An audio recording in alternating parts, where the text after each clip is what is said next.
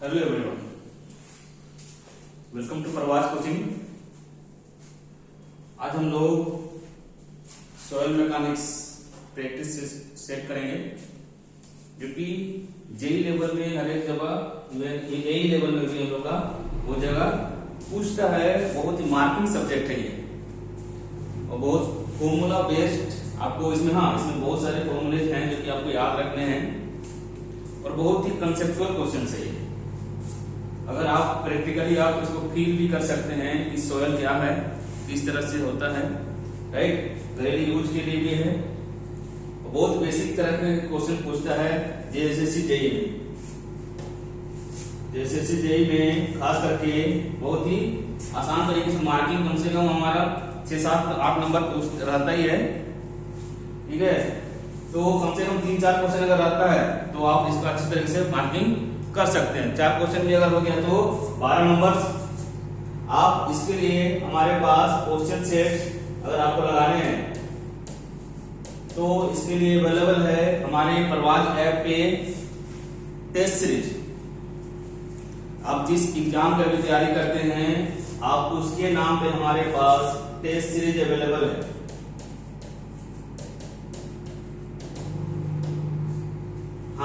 हम लोग जितना भी क्वेश्चन हो सकेगा यहाँ पे डिस्कस करेंगे। अगर आपको और भी क्वेश्चन आपको जानना है तो टेस्ट सीरीज आप बिल्कुल ज्वाइन कर सकते हैं। इसके लिए ये हमारे पास कॉन्टेक्ट नंबर है।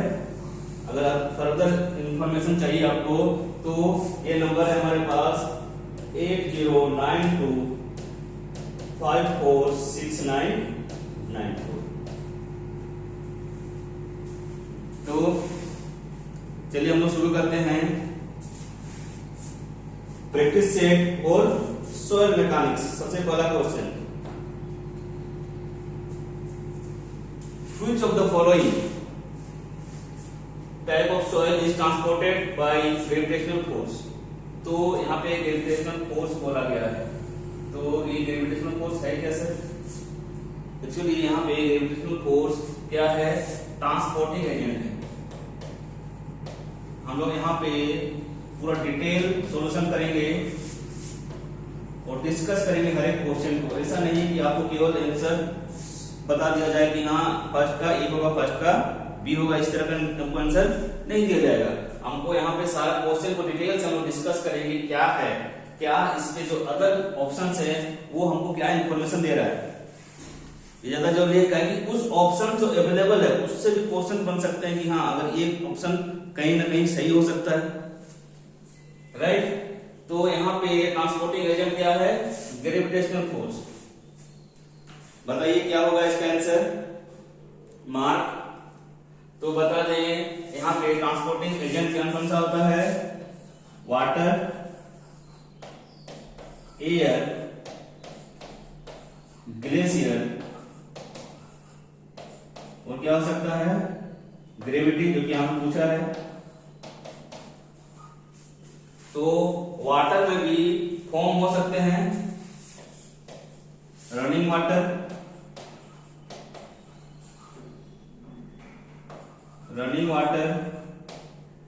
स्टिल वाटर, जो कि लेक। मतलब कि ऐसा नहीं कि स्टिल वाटर में कैसे ट्रांसपोर्ट कर सकता है, नहीं। मतलब कोई हम लोग का जो इरोडेड सेडिमेंट है वो वहां जब हम लोग लेक पे होता है, अवेलेबल होता है। आप इवन अगर आप लेक का पानी लेके आ जाएं और इसको कोई एक कंटेनर में रखें, कुछ देर रखें, तो कुछ पार्टिकल हमारे नीचे में जम जाता है, राइट। तो उससे क्या धीरे धीरे एक्यूमुलेट होता है, तो उसी को बोल रहे हैं हम लोग स्टिल लेक में जो हम लोग का सॉइल फॉर्मेशन होता है, मतलब ट्रांसपोर्ट हो रहा है। नेक्स्ट इसी पे हो जाता है ओशन, क्योंकि ओशन में क्या है? सॉल्ट अवेलेबल है। तो लेक के अलावा हम उसको अलग से कंसीडर करते हैं ओशन लेक बोलते हैं, ओशन, ओनली ओशन। तो आपका आंसर से बताना है कि इसमें से जो ये ट्रांसपोर्टिंग एजेंट है इसके लिए कौन सा सही होगा इसमें। तो लोइस हम बता दें टाइप ऑफ किसमें आता है? Wind blown. जो हमारा विंड ब्लोइंग है उसके कारण कहीं डिपोजिट हो जाता है, तो उसको बोला जाता है लोइस। ये है एओलिन का टाइप, जिसपे एयर जो ट्रांसपोर्ट करता है उस सोयल को क्या बोलते हैं, aeolian soil. Talus, talus actually में क्या होता है, ग्रेविटी के कारण, जो कि हम लोग बोलते हैं कोलोवियल सोयल। कोलोवियल सोयल उसी का एग्जांपल है हमारा क्या, टेलस। फिर वाटर, रनिंग वाटर के कारण, इसको बोला जाता है एलुवियल सोयल। स्टील लेक पे हम लोग क्या बोलते हैं उसको, लेकस्ट्रीन सोयल। ओशियन के कारण होता है उसको बोलते हैं मैरीन, मैरीन सोयल। ग्लेशियर के कारण जो बोलते हैं उसको बोला जाता है ड्रिफ्ट, उसी को बोलते हैं हम लोग ड्रिफ्ट, शॉर्ट में बोलते हैं drift. Dune sand, dune sand क्या है कि एयर ब्लोन के कारण हमारा जमा हो जाता है सैंड, एयर के कारण, ब्लोइंग के कारण जमा हो जाता है, उसको जो हम लोग बोलते हैं मरुभूमि में, आप देखेंगे सैंड मरुभूमि में जहाँ पे आपको ड्यून सैंड देखने को ज्यादातर मिलता है। तो ये भी किसके लिए है, एयर बाई, ये हो गया ग्लेशियर। तो मेरा आंसर क्या हो जाएगा यहाँ पे, answer B, talus.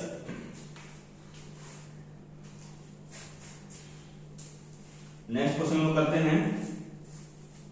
Next question है हमारे पास, residual soil are found by, अभी हम लोग पढ़े ट्रांसपोर्टेड,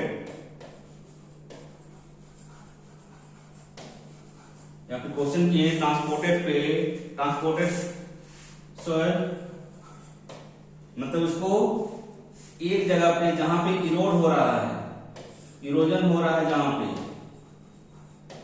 उसके जगह से, जब इरोजन बोले, वेदरिंग बोले, तो यहां से होने के बाद क्या हो रहा है, किसी और जगह पे जा रहा है, कौन ले जा रहा है, ट्रांसपोर्ट करके हमारा एजेंट ले जा रहा है। तो यहाँ पे इरोजन होने का अलग माध्यम है, केमिकल वेदरिंग, फिजिकल वेदरिंग। तो यहाँ पे अगर इरोजन होने के बाद इसी जगह जहां पे हमारे, जहां पे वो सोयल, जहां पे रॉक अवेलेबल है, उसी जगह अगर रहता है तो उसको बोलते हैं हम लोग रेसिड्यू, मतलब कि जो बच जाता है वहां पे, उसी को बोलते हैं हम लोग रेसिडुअल सोयल।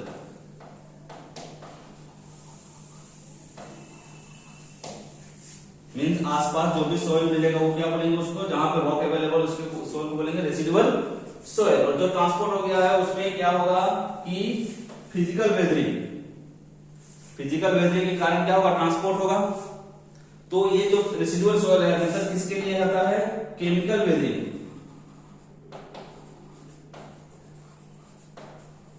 केमिकल वेदरिंग जहां होगा वहां पे क्या होगा, property will be change, property will change. तो इसमें से बताना है हमको आंसर कि किसके कारण यहाँ पे फॉर्म होता है। तो अभी हम बोले हैं कि रेसिडुअल सोयल अधिकतर किसके लिए आता है, केमिकल वेदरिंग के लिए। और अगर बोले अगर इरोजन हो रहा है किसी कारण, कोई मीडियम के कारण भी, तो यहीं पे होगा, यहीं पे रह जाएगा सोयल, उसको बोलेंगे रेसिडुअल सोयल है। तो यहाँ पे कोई ग्लेशियर के कारण फॉर्म नहीं होगा, ये विंड वाटर के कारण फॉर्म नहीं होगा, ये किसके कारण होगा, केमिकल वेदरिंग होगा यहाँ पे।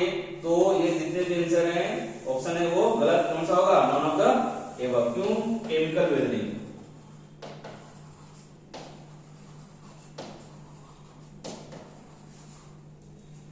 वाटर हो सकता है माध्यम हो, लेकिन वाटर के कारण नहीं हो रहा है, वहां पे केमिकल वेदरिंग के कारण हमारा सोयल बनेगा। राइट, हो गया मार्क, समझ गए। नेक्स्ट क्वेश्चन, नेक्स्ट क्वेश्चन क्या बोलता है, sand particles are made of. Sand particles क्या है, हम लोग पार्टिकल साइज के हिसाब से हम लोग जो डिफाइन करते हैं वो क्या करते हैं, ग्रेवल, सैंड, सिल्ट, क्ले। सबसे बड़ा साइज होता है ग्रेवल का, फिर सैंड का, फिर सिल्ट का है, लास्ट में क्ले, फिर उसके बाद आता है क्लोराइड्स आता है। तो क्लोराइड्स हम नहीं करते हैं सब कंसीडर सोयल पे। तो यहाँ पे ये जितना भी देख रहे हैं, कॉलिनाइट, इलाइट, मोनोफोलोनाइट, ये क्या है, क्ले का मिनरोलॉजी है, क्ले का मिनरोलॉजी है।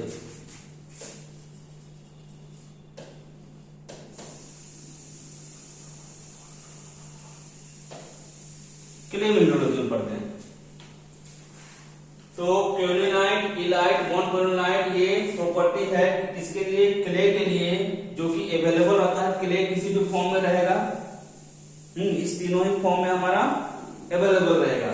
तो तीनों फॉर्म में अलग अलग, तीनों का साइज अलग अलग होता है, तीनों का अलग अलग प्रॉपर्टी होता है। तो ये जो तीनों ऑप्शन दिया वो किसके लिए है, क्ले के लिए। रॉक से हमारा क्या बनता है, सैंड। अभी हम प्रीवियस में डिस्कस किए, इरोजन होने के बाद क्या बनता है, वेदरिंग होगा। तो किसके बनेगा, रॉक से वेदरिंग होगा तो बनेगा मेरा सैंड पार्टिकल। तो आंसर हो जाएगा यहाँ पे rock minerals, rock minerals. Next question, dispersed type of soil structure is an arrangement comprising particles having। तो हम लोग का जो अरेंजमेंट होता है, जो सॉइल जो होता है वो अरेंजमेंट होगा। तो हम लोग इसको पढ़ने के लिए एक्चुअली क्या है कि जो सॉइल अवेलेबल है वो हेट्रोजेनियस सॉइल है। कोई भी एक पार्टिकल ऐसा नहीं है कि केवल क्ले अवेलेबल है, केवल सॉइल सैंड अवेलेबल है, केवल ग्रेवल अवेलेबल है, नहीं। हाँ, जहां पे मेजोरिटी होता है तो हम लोग मेजोरिटी पढ़ते हैं इस पे कि डिस्क्रीट पढ़ते हैं। फिर तो यहाँ पे जो फोर्स लगता है, दो फोर्स हम कंसीडर करेंगे। ग्रेविटी का, अगर मेरा उस पे जो सेल्फ लोड लग रहा है, ग्रेविटी मतलब सेल्फ लोड। ग्रेविटी का क्या मतलब है कि इसका जो सेल्फ वेट है उसके कारण जो मेरा स्टेबिलिटी ओरिएंटेशन हो रहा है। तो gravity force. Second is the intermolecular force.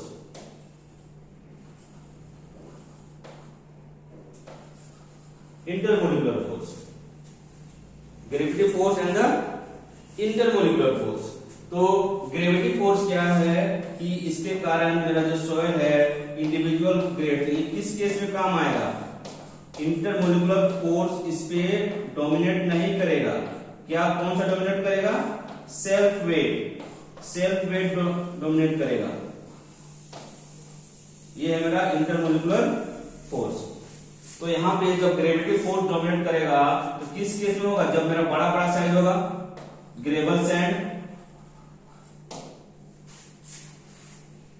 लेकिन कहीं कहीं इसमें इंटरमोलिकुलर फोर्स डोमिनेट करेगा एज कंपेयर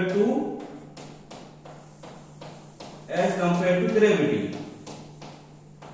जो इंटरमोलिकुलर फोर्स है, यहाँ पे इंटरमोलिकुलर फोर्स है वो डोमिनेट कर रहा है किस पे, I ग्रेटर देन G। यहाँ पे G greater than I।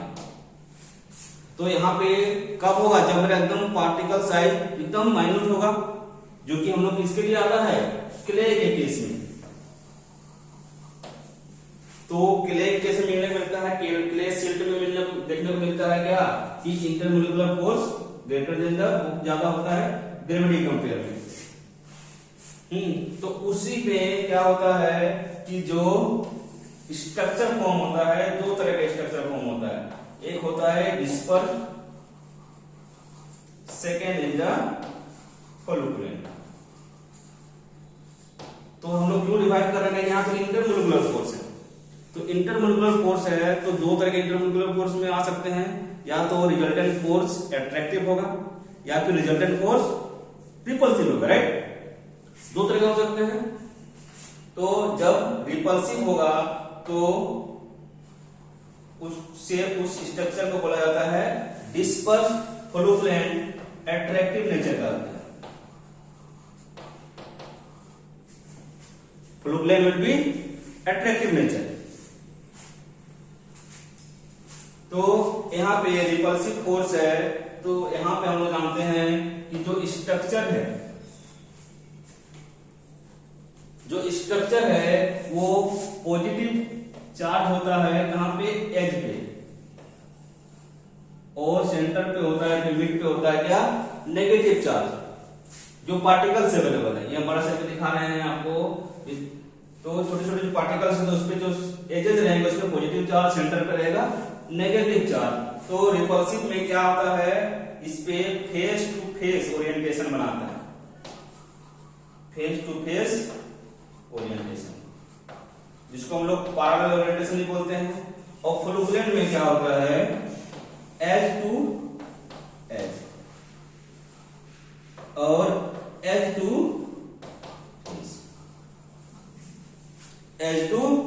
Face. तो आप ऑप्शन देख के बताइए कि disperse type of soil structure is an arrangement comprising particles having, कौन सा हो जाएगा, फेस टू फेस और parallel orientation, edge to edge orientation, edge to face orientation, all of the above. All of the above तो होगा नहीं। अभी हम क्या डिस्कस किए, फेस टू फेस। ये दोनों किसके लिए है, फ्लोकुलेंट के लिए।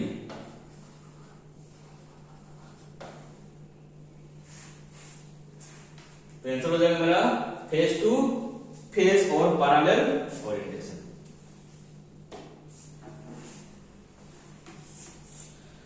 नेक्स्ट क्वेश्चन अभी हम लोग पढ़ेंगे कि clay mineral with the largest swelling and shrinkage characteristics. तो अभी हम लोग पहले डिस्कस कुछ प्रीवियस क्वेश्चन में कि हम लोग डिस्कस किए थे काओलिनाइट, इलाइट और वेनपुलिनाइट किसका है, क्ले मिनरोलॉजी।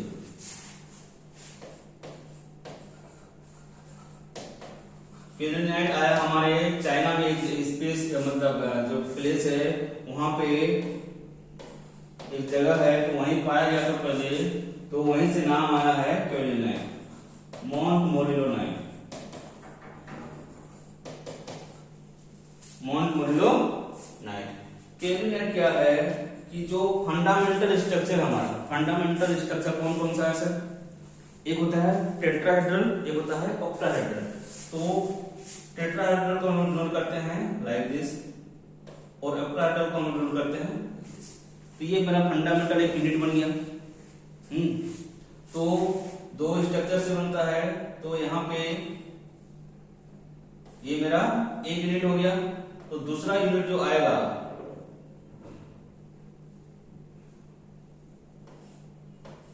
दूसरा यूनिट जो आएगा उसके बीच में हाइड्रोजन बॉन्ड होगा। किस केस में, क्लेनाइट से। ये 1 to 1 बोलेंगे। क्यों 1 to 1 बोल रहे हैं यहाँ पे, क्योंकि एक टेट्राहेड्रल है, एक ऑक्टाहेड्रल है। मतलब यहाँ पे सिलिकॉन अवेलेबल रहता है, टेट्राहेड्रल में सिलिकॉन अवेलेबल रहता है, इसमें एल्यूमिनियम अवेलेबल रहता है। गिब्साइट जिसको बोलते हैं हम लोग, जिसको हम लोग गिब्साइट के नाम से भी जानते हैं। एल्यूमिनियम अगर अवेलेबल है उसको बोलते हैं गिब्साइट। तो अगर हाइड्रोजन बॉन्ड है तो जो मेरा आयन अवेलेबल होगा वो क्या होगा, नॉट एक्सचेंजेबल। अब हाइड्रोजन बॉन्ड पढ़ेंगे कि हाइड्रोजन बॉन्ड होगा वो जल्दी टूटता नहीं है। तो सिमिलरली इलाइट के केस में, इलाइट के केस में फंडामेंटल यूनिट बनाता है सैंडविच की तरह, जिसको हम लोग बोलते हैं 2:1। सिमिलरली मोंटमोरिलोनाइट भी बनाता है 2:1 का। 2:1 का मतलब 2 हो गया टेट्राहेड्रल, 1 हो गया ऑक्टाहेड्रल। तो यहाँ पे जो नेक्स्ट हम लोग का जो यूनिट है उससे जो हमारा जो बॉन्डिंग बन रहा है, यहाँ पे जो बॉन्डिंग बन रहा है उसमें डिपेंड है। यहाँ पे क्या है, आयनिक बॉन्ड। यहाँ पे वैन डर वाल फोर्स,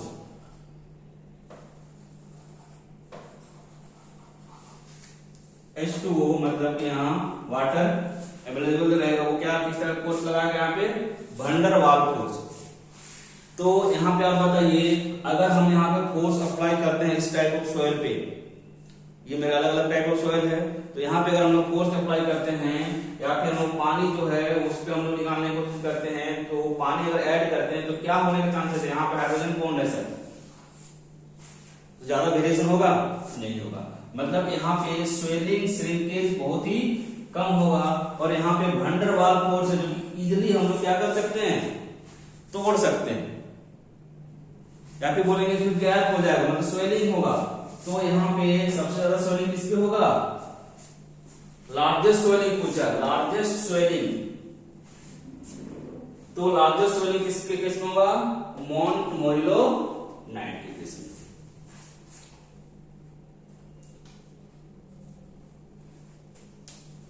हम लोग चीनी मिट्टी के नाम सुने हैं, तो चीनी मिट्टी काओलिनाइट भी बोला जाता है, चीनी मिट्टी।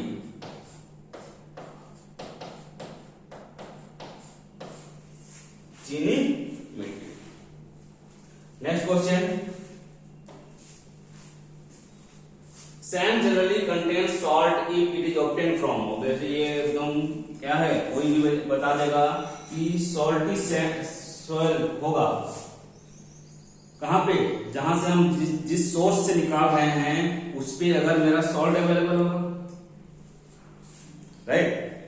तो कहां से हम लोग निकालेंगे, जहां से सॉइल पे सॉल्ट अवेलेबल है। तो नाला बेड्स, नाला बेड्स मतलब जो नाला है वहां पे जो सैंड हम जमा हो जाता है, धीरे धीरे धीरे धीरे एक्यूमुलेट हो जाता है, वहां से जो सैंड निकालेंगे वो क्या होगा, क्या उस पे सॉल्ट होगा?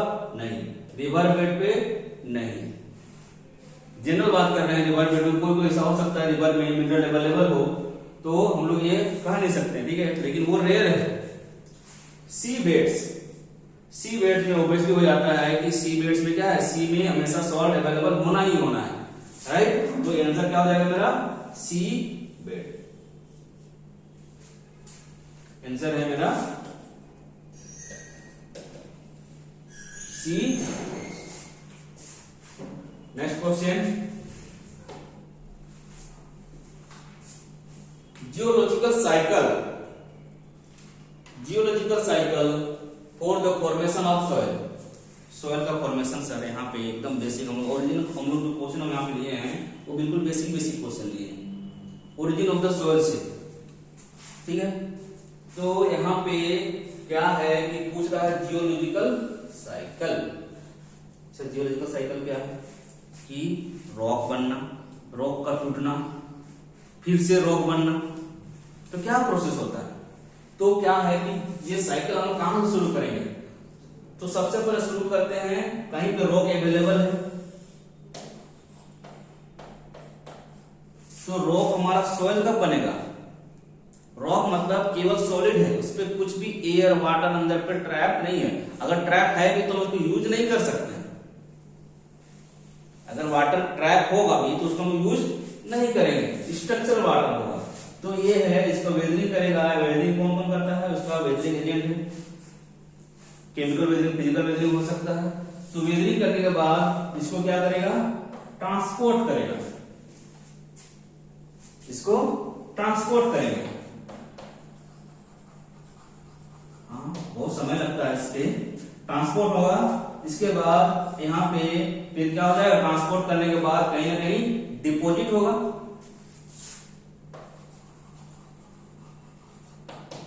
डिपॉजिट होने के बाद धीरे धीरे धीरे धीरे वो एडजस्ट होते होते, स्टेबल होते होते क्या फॉर्म करेगा, अपहीव होते जाएगा, मतलब एक्यूमुलेशन होते रहेगा, अपहीव, जो कि यहाँ पे बोल रहे हैं धीरे धीरे धीरे धीरे धीरे धीरे कौन करेगा। तो इसी को बोल रहे हैं हम लोग जियोलॉजिकल साइकिल, जियोलॉजिकल साइकिल। तो यहाँ पे देखिए कौन सा ऑप्शन होगा, सबसे पहले क्या हो रहा है, वेदरिंग। तो वेदरिंग कहां पे है सर, बी एंड डी पे। फिर क्या हो रहा है, ट्रांसपोर्ट। अपहीवल तो नहीं हो रहा है, सबसे पहले क्या हो रहा है, ट्रांसपोर्ट। ट्रांसपोर्ट के बाद डिपोजिशन, डिपोजिशन के बाद, तो कौन सा आंसर हो गया मेरा, option D is the correct. Soil transported by wind, अभी हम लोग डिस्कस किए थे कि सबसे पहला क्वेश्चन ही था हमारे पास कि अलग अलग एजेंट, ट्रांसपोर्टिंग एजेंट। तो यहाँ पे बताइए क्या है, एवरेज शेप किसके कारण होता है, कौन सा एजेंट होता है, एयर, विंड बोल सकते हैं, alluvial soil, running water,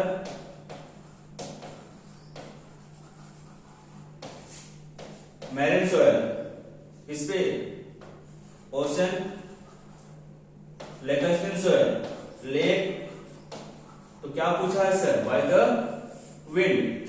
answer क्या हो जाएगा, मैरीन। बताओ, मैरीन। मार्क, रिपोर्ट करो। अजय, वो काड़ा, जल्दी रिपोर्ट करो, क्या होगा आंसर, बता तो दिए, एओलिन सॉइल। जल्दी से रीड करो इसको। If the voids of a soil मास, अब हम लोग फर्स्ट नेक्स्ट चैप्टर पे पूछ रहे हैं। जितना प्रीवियस क्वेश्चन था वो क्या था कि ओरिजिन ऑफ द सॉइल से था। अब हम लोग नेक्स्ट चैप्टर में पूछ रहे हैं the voids of a soil mass are full of air only, the soil is termed air. देखिए क्या है कि सॉइल हम लोग स्टडी करते हैं तो सॉइल हेटेरोजेनियस है सर। सॉइल में क्या है, सॉलिड पार्टिकल्स, छोटे पार्टिकल्स है, उस पे उसके अंदर जो गैप है जिसको हम वॉइड्स के नाम जानते हैं टेक्निकली, वॉइड्स है, उसको कौन ऑक्युपाई कर रहा है, आइदर एयर और वाटर या फिर दोनों रहेगा साथ में, राइट। तो हम लोग उसको पढ़ते हैं सेपरेटली कि अलग अलग है, एयर अवेलेबल है कोई सॉइल मास पे, वाटर अवेलेबल है एंड सॉलिड पार्टिकल या फिर सॉइल पार्टिकल होंगे, सॉलिड या फिर सॉइल पार्टिकल्स ये अवेलेबल है। तो यहाँ बोल रहा है वॉइड्स ऑफ द सॉइल मास, तो वॉइड्स कौन कौन सा है सर, वॉइड्स ऑक्युपाई कौन किया है, these are the voids, these are the voids. तो बोल रहे हैं फुल ऑफ एयर, तो यहाँ पे वाटर नहीं है, वॉल्यूम ऑफ वाटर अगर बात करें तो क्या है, zero, volume of water zero, तो volume of void, volume of void बराबर volume of air plus volume of water. तो क्या हो जाएगा यहाँ पे, ओनली वॉल्यूम ऑफ एयर। तो यहाँ पे पूछ रहा है फुल ऑफ एयर, तो उसको किस नाम से जानते हैं, यहाँ पे एयर इंट्रेंट, क्या एयर वहां पे है, इसका मतलब एयर इंट्रेंट मतलब पानी है कि नहीं कह रहा है, मतलब हो भी सकता है, होगा, तो ये नहीं है। पार्शियली सैचुरेटेड, सैचुरेशन क्या है कि यहाँ पे विद रेस्पेक्ट टू वाटर दिया गया है। सैचुरेशन कुछ भी हो सकता है कि आदमी काम करते करते ही बोलते हैं हम सैचुरेट हो चुके हैं। तो यहाँ पे सैचुरेशन का मतलब है, सैचुरेशन का मतलब हो गया वॉइड्स जो है वो कितना परसेंटेज पानी से भरा हुआ है, means volume of water upon volume of, जो वॉइड्स है वो कितना भरा हुआ है पानी से, तो उसको बोल रहे हैं हम लोग सैचुरेटेड। तो यहाँ पे पार्शियली सैचुरेटेड मतलब अगर फुल सैचुरेटेड होता तो उसको बोलते हैं फुली सैचुरेटेड। पार्शियली कहने का मतलब है कि पानी पूरा भरा हुआ नहीं है, राइट। तो ड्राई सॉइल, तो यहाँ पे ड्राई सॉइल किसको बोलते हैं, ड्राई कब बोलते हैं कि पानी को सुखाते हैं कपड़े तो क्या बोलते हैं, पानी को हम लोग रिमूव करते हैं। तो यहाँ पे क्या है, ड्राई सॉइल, तो कौन सा आंसर हो जाएगा, dry soil, right. Next question, void range for n the percentage void is. तो यहाँ पे जो टर्म है ना सर, ये टर्म आपको जानना पड़ेगा। जनरल इंजीनियरिंग की तैयारी कर रहे हैं तो हम बता दें कि आप हल्के से भी अगर रिवीजन किए हैं तो आप टेस्ट सीरीज ज्वाइन कर सकते हैं। अदरवाइज आपको अगर बेसिक जानकारी लेना है तो आप हमारे क्लासेस अभी ऑनलाइन ऑफलाइन चल रहा है, उसको आप ज्वाइन कर सकते हैं।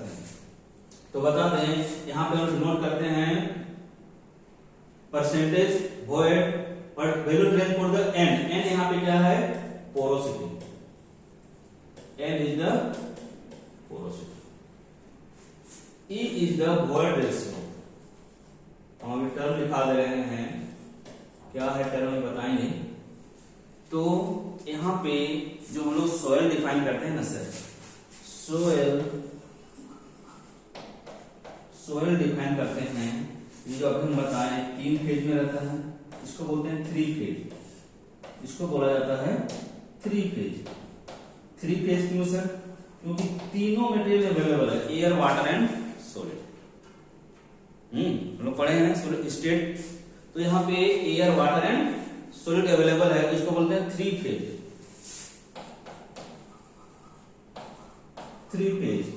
तो अगर केवल और केवल वाटर है, केवल वाटर है एंड सॉलिड है, तो उसको बोलेंगे हम लोग 2 फेज।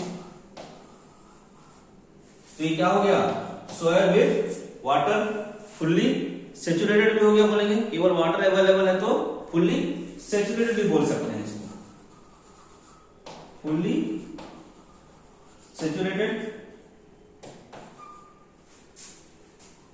सेकेंड, अगर केवल एयर है एंड सॉलिड है तो क्या हो गया, टू फेज, ये भी टू फेज हो गया, ये क्या है, ड्राई सॉइल। अभी हम लोग देखें प्रीवियस क्वेश्चन में ड्राई सॉइल। तो ये बताइए सर, यहाँ पे क्या सिंगल फेज हो सकता है, क्या कोई भी सिंगल फेज हो सकता है, केवल सॉलिड होगा? अगर केवल सॉलिड होगा तो सॉइल कैसे कहलाएगा? अगर केवल सॉलिड होगा तो रॉक हो गया वो, तो जिसको हम सॉइल कंसीडर नहीं करते हैं। केवल वाटर हो सकता है? नहीं हो सकता। केवल एयर हो सकता है? नहीं। वाटर के लिए क्या पढ़ते हैं, फ्लूइड मैकेनिक्स।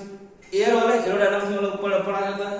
तो यहाँ पे तो हम लोग यहाँ पे सॉइल जो कंसीडर करते हैं, कम से कम 2 फेज होना चाहिए, कम से कम 2 फेज होना चाहिए, तभी हम लोग उसको सॉइल कंसीडर करेंगे। नेक्स्ट हम लोग का यहाँ पे क्या है कि जो एयर एंड वाटर दोनों एक साथ 2 फेज, अगर हम बात करें, हम बोले कि 2 फेज होना चाहिए, तो क्या एयर एंड वाटर ले सकते हैं? नहीं, तो उसमें सॉलिड है ही नहीं, उसमें सॉलिड है ही नहीं, तो सॉइल कहां से रहे?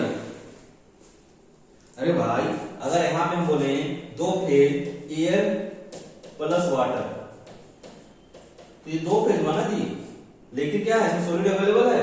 नहीं है, तो इसको हमको, इसमें भी हम लोग इसको सॉइल नहीं कंसीडर करेंगे। तो यहाँ पे रेंज पूछा है, रेंज इसी पे डिपेंड करता है। रेंज हम लोग जो पोरोसिटी होता है, पोरोसिटी डिफाइन करते हैं volume of void upon total volume into 100।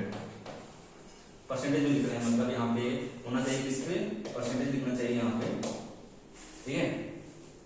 तो अब बताइए, वॉल्यूम ऑफ वॉइड अगर 0 हो गया, अगर वॉल्यूम ऑफ वॉइड 0 हो गया, इसका मतलब कौन सा फेज? केवल और केवल सॉलिड फेज, सिंगल फेज, इसका मतलब यही हुआ। तो क्या हम लोग इसको अभी बोले सॉइल, इसको बोलेंगे? नहीं बोलेंगे। तो क्या n 0 हो सकता है? नहीं हो सकता है, n कांट बी 0, राइट। तो ऑप्शन में देखें, इक्वल टू जहां जहां 0 है वो कैंसिल हो गया। नेक्स्ट, इसका 100% हो सकता है क्या? यहाँ पे टोटल वॉल्यूम हम लोग यहाँ पे ले रहे हैं, मतलब volume of air plus volume of water plus volume of solid. अब वॉल्यूम ऑफ वॉइड क्या है? Volume of air plus volume of water. तो क्या ये वॉल्यूम ऑफ वॉइड v के बराबर हो सकता है? मतलब अगर v के बराबर हो गया, इसका मतलब vs क्या हो गया? 0 हो गया, तभी तो होगा टोटल वॉल्यूम के बराबर। तो फिर मेरा क्या हो जाएगा? यही 2 फेज हो जाएगा केवल। तो फिर क्या होगा, मेरा पास सॉइल नहीं कहलाएगा। अगर सॉइल नहीं कहलाएगा तो हम लोग क्या कर सकते हैं कि n not equal to 100, n not equal to 100%, right. तो यहाँ पे वॉल्यूम ऑफ वॉइड कुछ न कुछ वैल्यू होना पड़ेगा। तो इसका मतलब क्या है कि यहाँ पे n less than 100 and greater than 0, greater than 0। तो क्या आंसर हो जाएगा मेरा? ये आंसर आया समझ मार्क, राइट। n हो जाएगा 0 to 100%। आई होप इतना समझ में आ गया होगा, बहुत बेसिक क्वेश्चन था। नेक्स्ट क्वेश्चन है, a fully saturated soil is said to be. Fully saturated soil है, उसको हम लोग क्या बोलेंगे? फुल्ली सैचुरेटेड सॉइल मतलब अभी हम बताएं कि सैचुरेशन में डिवाइड करते हैं हम लोग volume of water upon volume of void too. तो फुल्ली सैचुरेटेड क्या मतलब हो गया कि जो एयर है, जो भी वॉल्यूम ऑफ वॉइड है, उसको कौन ऑक्युपाइड किया है? केवल और केवल वाटर ऑक्युपाई किया है। यहाँ केवल और केवल वाटर है, एयर नहीं है। तो कौन सा कितना है? केवल 2 फेज है, एयर नहीं है, एयर इक्वल टू 0। तो यहाँ पे क्या हो गया? 2 फेज हो गया। तो 2 फेज, 2 का है B and C with soil. यहाँ पे थोड़ा सा मिस्टेक है, विद सॉइल या फिर सॉलिड, सॉलिड। यहाँ पे क्या है? 2 phase system with soil and water. Fully saturated बोला है तो एयर नहीं होगा उसमें, आंसर हो जाएगा मेरा C, two phase system with solid and water. इसी तरह सेम क्वेश्चन मिलेगा हमारे पास भी वो एक valid rank for S, valid rank for S the degree of saturation of soil in percentage is. तो यहाँ पे जो डिग्री ऑफ सैचुरेशन है उसका रेंज क्या है ये पूछा है। तो अभी हम बोले एस कैसे डिफाइन किए हम लोग, volume of water upon volume of void into 100। तो ये बताइए क्या वॉल्यूम ऑफ वाटर 0 हो सकता है? हो सकता है सर, क्यों? क्योंकि वॉल्यूम ऑफ वॉइड बराबर है volume of air plus volume of water. तीन फेज में अगर हम बात करें एयर H2O सॉलिड, तो अगर वॉल्यूम ऑफ वाटर क्या हो गया 0 हो गया तो एयर ऑक्युपाई कर लेगा उस स्पेस को। क्या है? केवल एयर, वाटर नहीं है तो क्या हो गया, तो यहाँ पे S विल बी 0 हो सकता है। क्या volume of water volume of void के बराबर हो सकता है? ऑब्वियसली हो सकता है। अगर एयर 0 होगा तो वॉल्यूम ऑफ वॉइड के बराबर हो जाएगा वॉल्यूम ऑफ वाटर, तो उस केस में S विल बी 100%। उस केस में S इक्वल टू 100%। अब क्या है कि अगर क्या ज्यादा हो सकता है? क्या ज्यादा हो सकता है? चेक करना, देखिए बताइए, volume of water plus volume of air equal to volume of void. क्या वॉल्यूम ऑफ वॉइड से ज्यादा हो सकता है?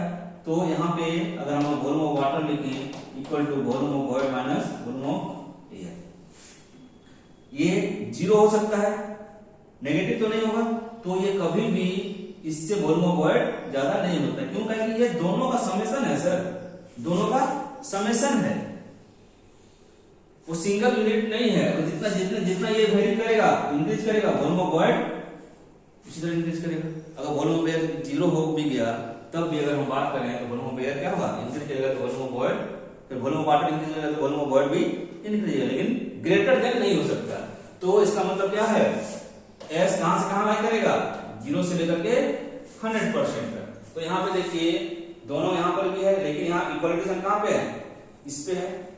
तो क्या आंसर हो जाएगा डी।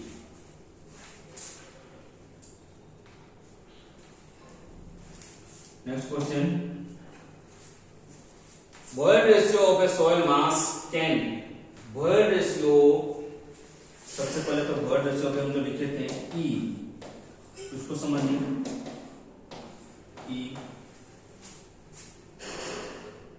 वॉइड रेशियो जो E है उसको डिफाइन करते हैं volume of void upon volume of solid. इसको परसेंटेज पे डिफाइन नहीं करते हैं, तो इसीलिए यहाँ पे यूनिटी लिखा है। तो यहाँ पे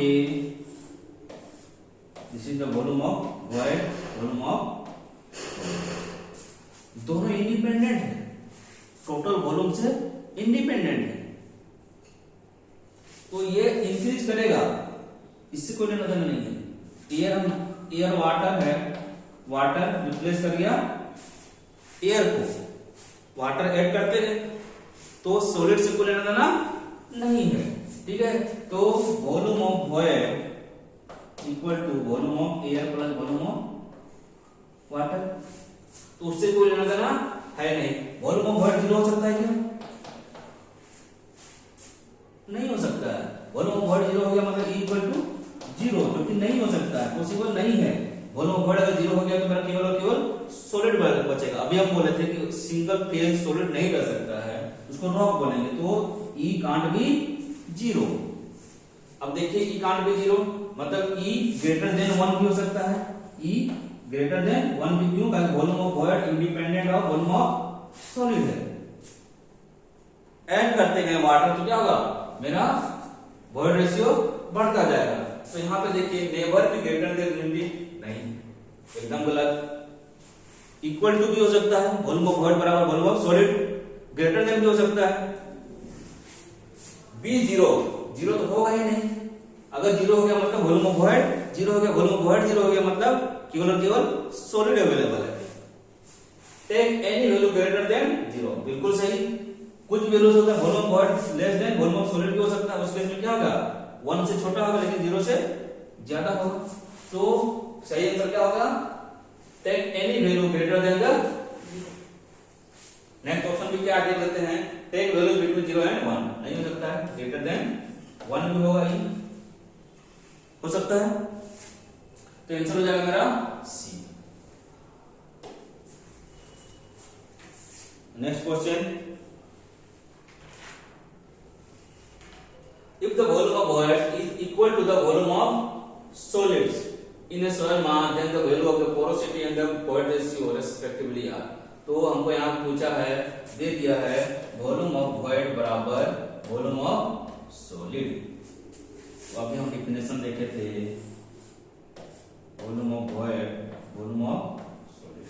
तो सबसे पहले पोरोसिटी का डिफिनेशन जानते हैं, volume of void upon total volume. Void ratio क्या है, volume of void upon volume of solid. तो यहाँ पे Vb बराबर, तो यहाँ पे क्या हो जाएगा Vb बराबर यहाँ पे Vb प्लस Vs, तो क्या हो जाएगा 1/2, दोनों बराबर है ना। यहाँ पे Vb बराबर है, इसका मतलब 1 हो जाएगा। तो ऑप्शन देखिए n इक्वल टू 0.5, पहले कौन सा पूछा है वैल्यू ऑफ पोरोसिटी।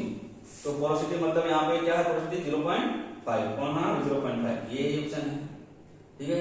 फिर ऑप्शन क्या है 1, आंसर क्या हो जाएगा सी 0.5 एंड 1। बिल्कुल सही जा रहे हो। अब से when the degree of saturation is 0, the soil mass under consideration represents degree of saturation। वही फिर हमें पूछे हैं degree of saturation S equal to 0। इसका मतलब क्या हुआ सर, इसका मतलब हुआ आप डिफिनेशन जानिए कि volume of water upon volume of void into 100 equal to 0। इसका मतलब वॉल्यूम ऑफ वाटर क्या है 0 है। तो वॉल्यूम ऑफ वाटर 0 है, इसका मतलब वॉल्यूम ऑफ वॉइड बराबर किसके बराबर है, केवल वॉल्यूम ऑफ एयर है, केवल एयर अवेलेबल है और सॉलिड पार्टिकल्स अवेलेबल है। जब दोनों अवेलेबल है तो क्या है टू फेज सिस्टम है, लेकिन कौन ऑक्युपाई किया है एयर ऑक्युपाई किया है, लेकिन कौन ऑक्युपाई किया है एयर ऑक्युपाई किया है। इस तरह क्या हो जाएगा मेरा टू फेज सिस्टम में सॉइल एंड एयर। बहुत ही बेसिक क्वेश्चन करा रहे हैं, इसके बाद हम लोग अपना सेट 2 क्वेश्चन आएगा तो हम लोग उसमें थोड़ा सा न्यूमेरिकल क्वेश्चन ज्यादा करेंगे। If the water content of A fully saturated soil mass is 100%, जो वाटर कंटेंट है वो फुल्ली सैचुरेटेड है, नहीं fully saturated soil mass is 100%। तो वाटर कंटेंट 100% दिया हुआ है यहाँ पे।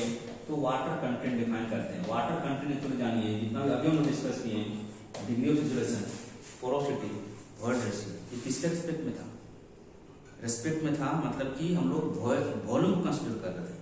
लेकिन जो वाटर कंटेंट है यहाँ पे, जो डिग्री ऑफ सैचुरेशन है वो वॉल्यूम कंसीडर कर रहा था।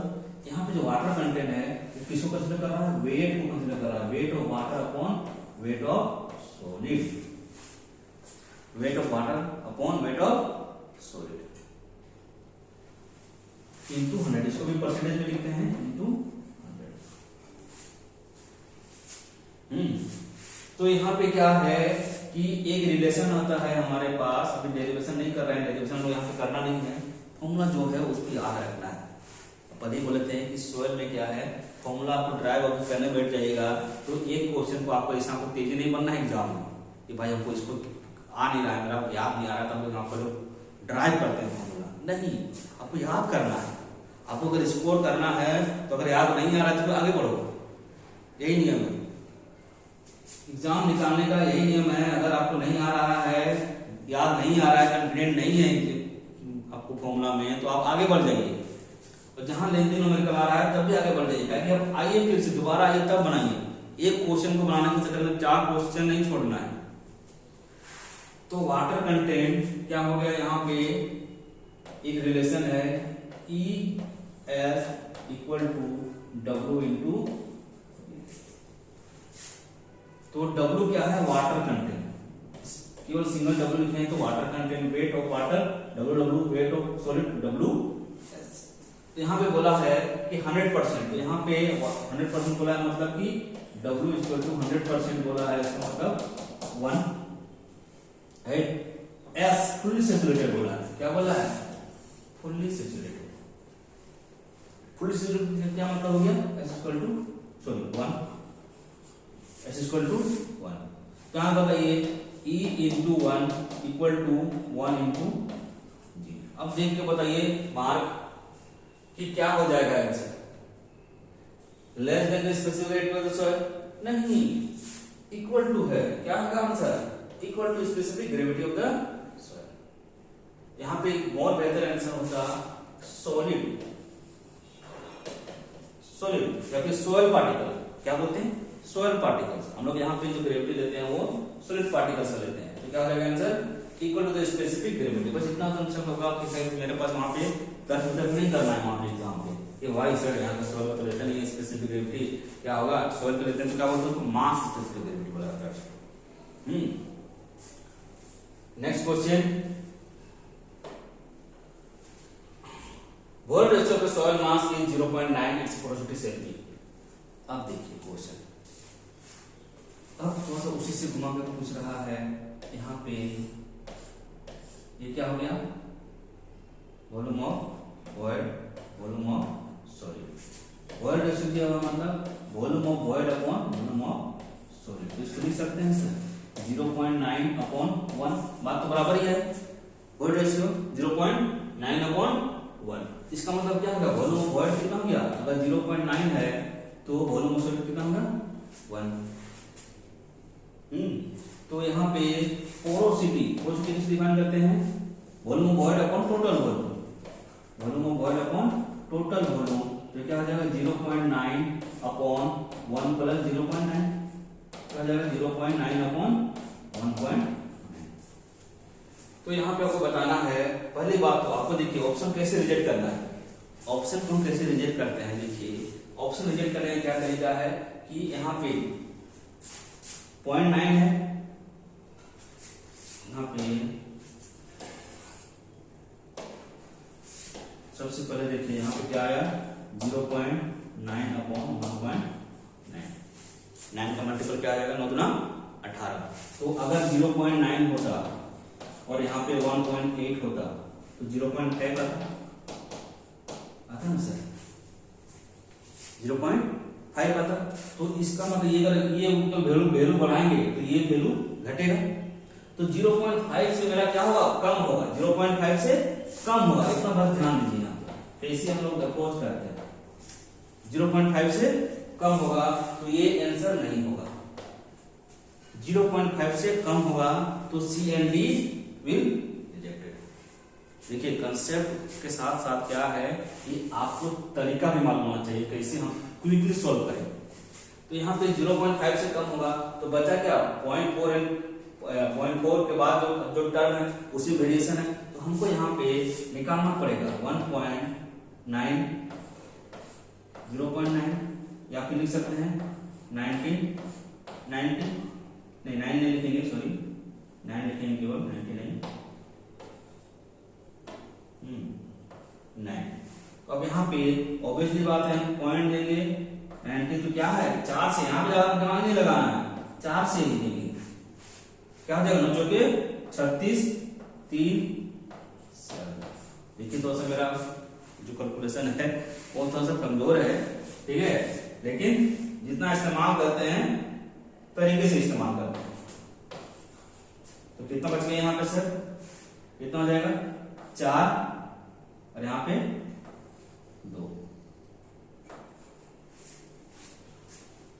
2 कितने बचेगा? सॉरी 1 वही बोल रहे ना यहाँ पे थोड़ा सा। तो ऑनलाइन में दिक्कत ये होता है कि आप जब बताते हैं तो दिमाग जल्दी काम नहीं करता है। 14, ठीक है। अब यहाँ पे देखिए एक 0 और बैठाएं तो यहाँ पे क्या हो जाएगा? नेक्स्ट पे टर्म पे 5 या 7 करना है। तो 5 या 7 करना है तो हम इसमें क्या करेंगे? 5 से करेंगे तो क्या हो जाएगा? देखिए 9 × 5 = 45, 4 × 5 = 9। तो नहीं, किससे जाएगा? 7 से। देख लीजिए 9 × 7 = 63, हाथ में 6, 7 के 7, 7 और 6 राइट। आंसर क्या हो जाएगा मेरे पास। आपको ज्यादा यहाँ कैलकुलेशन नहीं करना है, बस हमको देखना है, कंफर्मेशन करना है कि हमारे आंसर में आ रहा है कि नहीं आ रहा है। ठीक है, तो ऑप्शन को भी ध्यान में रखकर चलना है कि क्या मेरा ऑप्शन आ रहा है। तो आंसर क्या हो जाएगा 0.47। नेक्स्ट क्वेश्चन है sample of saturated clay is a porosity. अब मेरे पास क्या दिया हुआ है, पोरोसिटी दिया हुआ है, कितना दिया हुआ है, n दिया हुआ है 0.562। तो ये बताइए, अभी पोरोसिटी हम प्रीवियस क्वेश्चन में किए थे, volume of void upon total, right sir. तो ये क्या है, टोटल वॉल्यूम दे दिया है, volume of void, volume of soil ये दे दिया है, कितना टोटल वॉल्यूम है। तो इसका मतलब नीचे में 1 लिख सकते हैं डिनोमिनेटर। तो क्या हो गया, वॉल्यूम ऑफ वॉइड बराबर 0.562। इतना आपको लिखने की जरूरत नहीं है, आपको बस पता होना चाहिए, हम आपको बताने के लिए इतना लिख रहे हैं, वरना लिखते नहीं इतना। 562 टोटल वॉल्यूम 1, तो वॉल्यूम सॉलिड कितना हो जाएगा सर, माइनस कर दीजिए, कितना हो जाएगा 0.9 में 5 जाएगा तो 4, 9 में 6 जाएगा तो 3, 10 में जाएगा तो 2, 8, 438। अब यहाँ पूछा गया है वॉइड रेशियो, तो ई किसे डिफाइन करते हैं, volume of void upon volume of solid. कितना हो जाएगा 0.562 अपॉन 4। देखिए अभी आया ना, ग्रेटर देन द 1, तो कितना हो गया 562 अपॉन 438। यहाँ पे नहीं है, पॉइंट नहीं है, ठीक है 438। तो ग्रेटर देन द 1 आ रहा है, तो ग्रेटर देन में कौन कौन सा है, ये ऑप्शन ग्रेटर देन में ऑप्शन कौन कौन सा है, ए एंड सी। तो हमको अप्रोच करना है 438 अपॉन 562। एक बार जाएगा, कितना जाएगा 438, कितना बचेगा, देखिए 438 हम लोग अगर माइनस करेंगे तो क्या हो जाएगा 4, 2 5 में जाएगा 2, 1 में जाएगा तो 1, चलिए 5 में जाएगा तो 1। अब यहाँ पे पॉइंट, यहाँ पे देखिए हमको चेक क्या करना है, बस 2 and 7, 2 and 7। अगर 2 से देते हैं तो क्या हो जाएगा 4 दूना 8। अगर हम 7 से देते हैं तो क्या होगा 7 चौके 28। क्या पॉसिबल है, नहीं, तो केवल 2 से देंगे, ज्यादा हम चेक नहीं करना है। क्या हो जाएगा आंसर ए, क्या हो जाएगा answer A.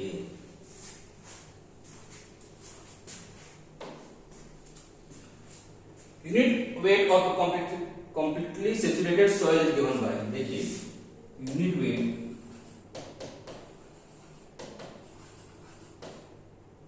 Bulk unit weight, मतलब कि बल्क यूनिट वेट क्या है, यूनिट वेट डिफाइन करते हैं हम लोग कि 1 यूनिट वॉल्यूम पे कितना मेरा वेट आ रहा है। तो सोयल पे जो है हम लोग उसको बोलते हैं bulk unit weight. Soil air में एयर है, सॉलिड पार्टिकल्स और वाटर अवेलेबल है। तो फॉर्मूला आपको दे दो, फॉर्मूला को याद रखना है, G प्लस ड्राइव नहीं करेंगे वहां पे, G plus ES gamma W upon 1 plus E। यहाँ गामा W क्या है sir, unit weight of water. Gamma W क्या है, unit weight of water. E क्या है, वाटर रेशियो, S क्या है, इंटरसेचुरेशन, G क्या है, specific gravity of solid particles. तो यहाँ पे क्या बोला है, कंप्लीटली सैचुरेटेड, तो S क्या हो जाएगा सर यहाँ पे 1। तो सैचुरेटेड यूनिट वेट क्या हो जाएगा, जिसको हम सैचुरेटेड यूनिट वेट ही बोलते हैं, तो उसको डिनोट करते हैं गामा सैचुरेटेड। क्या हो जाएगा G plus E 1 plus E gamma W, right. तो देखिए कौन सा ऑप्शन मैच कर रहा है, मार्क बताओ कौन सा ऑप्शन सही कर रहा है, पहला ही ऑप्शन मिल गया, देखिए पहला ही ऑप्शन मैच कर गया। Next and the last question, the void ratio for saturated soil is equal to of water content in specific gravity. तो यहाँ पर भी बोला है सैचुरेटेड, ध्यान दीजिएगा सैचुरेटेड सॉइल मतलब डायरेक्टली कुछ सॉइल इक्वल टू 1। तो पहले हम लोग रिलेशन लेते हैं ES equal to W into G। तो S क्या हो गया 1 हो गया, तो E equal to W into G। तो बताओ यार इसमें से यहाँ पे क्या भरेंगे जो कि ये मेरा सेटिस्फाई कर जाएगा। तो यहाँ पे क्या होगा क्या सम हो सकता है? सम है? नहीं है। प्रोडक्ट है? तो सम नहीं है, डिफरेंस भी नहीं है, रेशियो भी नहीं। क्या हो जाएगा आंसर? तो इसी तरह अगर आपको क्वेश्चन सॉल्व करना है, राइट, तो टेस्ट सीरीज अवेलेबल है सर। आप प्रैक्टिस कीजिए, कुछ सेट अवेलेबल फ्री अवेलेबल भी है, आप ट्राई कीजिए, उस पर देखिए कि आप कितना कर पा रहे हैं। अगर आप नहीं कर पा रहे हैं तो थोड़ा सा रिवाइज कर लीजिए। पहले हम यही सजेस्ट करेंगे कि आप अगर टेस्ट सीरीज दे रहे हैं तो सबसे पहले रिवीजन कर लीजिए, ठीक है। अपने आप को ये नहीं कीजिए कि नहीं मैम बहुत पहले पढ़े थे, याद है हमको, करने पर दे नहीं, फिर क्वेश्चन करेंगे फिर लोग फिर पढ़ते हैं। बहुत बच्चे ऐसे ही करते हैं कि पहले क्वेश्चन टेस्ट सीरीज देंगे, जैसे जैसे क्वेश्चन आ रहा है उसके हिसाब से थ्योरी पढ़ना शुरू करते हैं। नहीं, ऐसा नहीं करना। पहले आप पूरा 3-4 चैप्टर या फिर एक सब्जेक्ट को पूरा अगर आप पढ़े हुए हैं तो पूरा एक साथ पढ़ लीजिए, रिवाइज कर लीजिए, उसके बाद टेस्ट सीरीज लगाइए, ठीक है, और मार्क कीजिए कितना आपका मार्क्स आ रहे हैं, ठीक है। Thank you everyone.